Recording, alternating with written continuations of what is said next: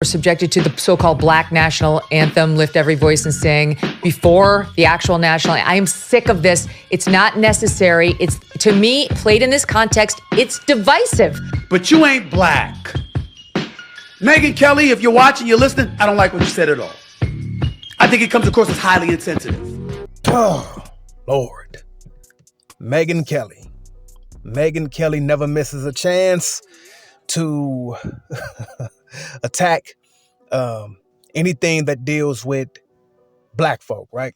I mean, never misses it. Now, Megyn Kelly, I heard your commentary on the Black national anthem being sung at the 2024 Super Bowl, okay? With a mix of frustration and disappointment, all right? Now, you must have just started tuning in to Super Bowls because they've been singing this for several years now. But nevertheless, your objections, while perhaps well-intentioned in your mind, reflect the broader societal trend.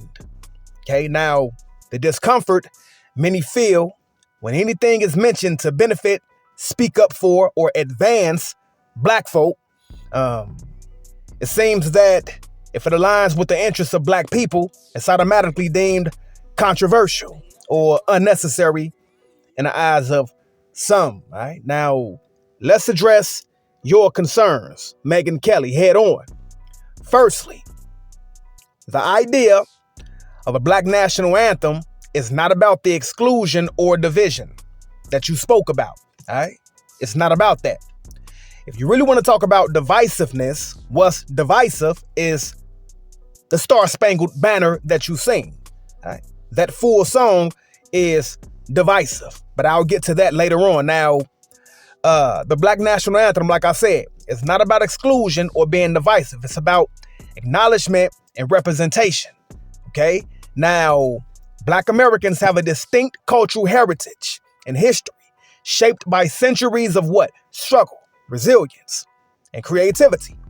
The original national anthem that you love so much, that you adore so much, the original national anthem that you tell Black Americans that they need to sing with pride and sing proudly, was penned by Francis Scott Key. This is an old conversation that's been had several years ago.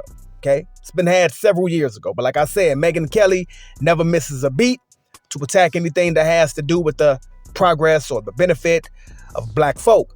Now, the original national anthem, penned by who? Francis Scott Key, was not written with black people in mind. In fact, Key himself was a slave owner, okay, and an advocate for white supremacy. All right.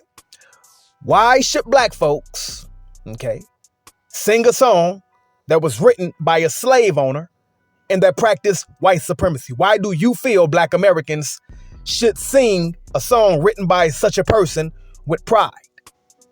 Why is that? Because you're blinded to reality and you're blinded to the struggles of black people in America.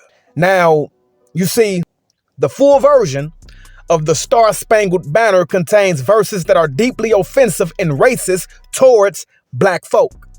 Okay, Key's lyrics include lines like "no refuge," okay, "could save the hireling and slave from the terror of flight or the gloom of the grave." These words explicitly endorse the killing of slaves who sought freedom by fighting alongside the British during what?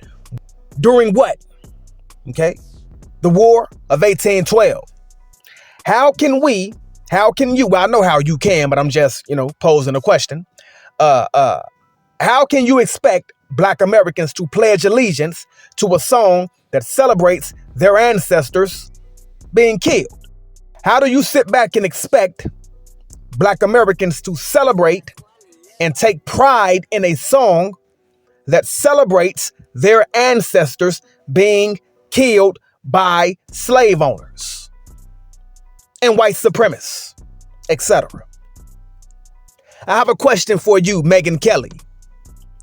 If the Star-Spangled Banner gave praises to Adolf Hitler, well, I don't even have to ask. You wouldn't dare tell Jews to sing it.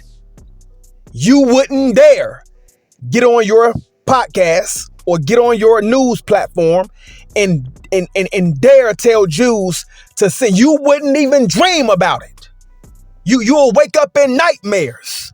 If the Star-Spangled Banner gave praises to Adolf Hitler, you'd wake up in nightmares, screaming to the top of your lungs if you even thought about telling Jewish people to sing it. You wouldn't do it. Now, again, back to Francis Scott and the Black National Anthem and the Star-Spangled Banner, etc.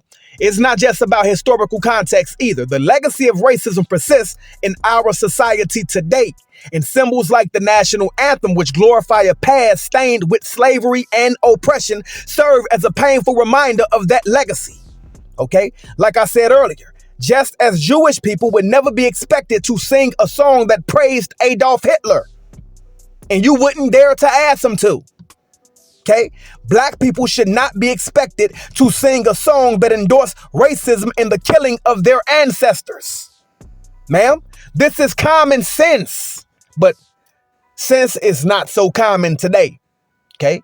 Now, the inclusion of the Black National Anthem at events like the Super Bowl and wherever else is not about replacing the traditional anthem that you love. All right?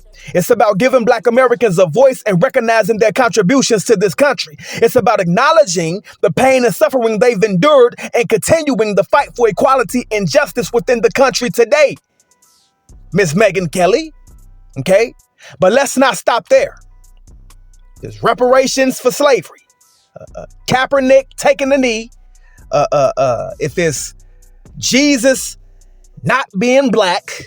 Were Jesus and Santa white? Well, Fox News anchor Megyn Kelly stepped into something of a holiday hornet's nest after insisting the two were just that, white men. Kelly was reacting to if it's Santa Claus, Megyn Kelly got something to say. All right. Every time Black people assert their rights or deemed recognition, there's pushback from Megyn Kelly. Okay. And everybody who has a problem with anything Black. All right. Why is that? Why is there so much resistance to acknowledging the humanity and the dignity of Black Americans? It's a question worth pondering. So, Megyn, I'm not going to ask you to feel differently about how you feel. Okay. I'm not going to try to persuade you to see it my way because I know you don't. I know you won't. And that's fine with me because I don't expect you to see anything my way. Right? The Black National Anthem is not about politics or divisiveness, man. It's about justice and equality. It's about recognizing the humanity and dignity of Black Americans and striving toward a future where everyone is truly equal.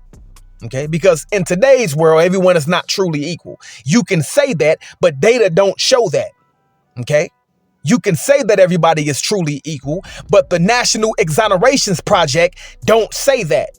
It was the development of this new technology called DNA. That scientific development opened the door in the U.S. for the release of thousands of factually innocent people. It was very clear to us that, wow, this is going to be an incredibly powerful tool. It doesn't show that.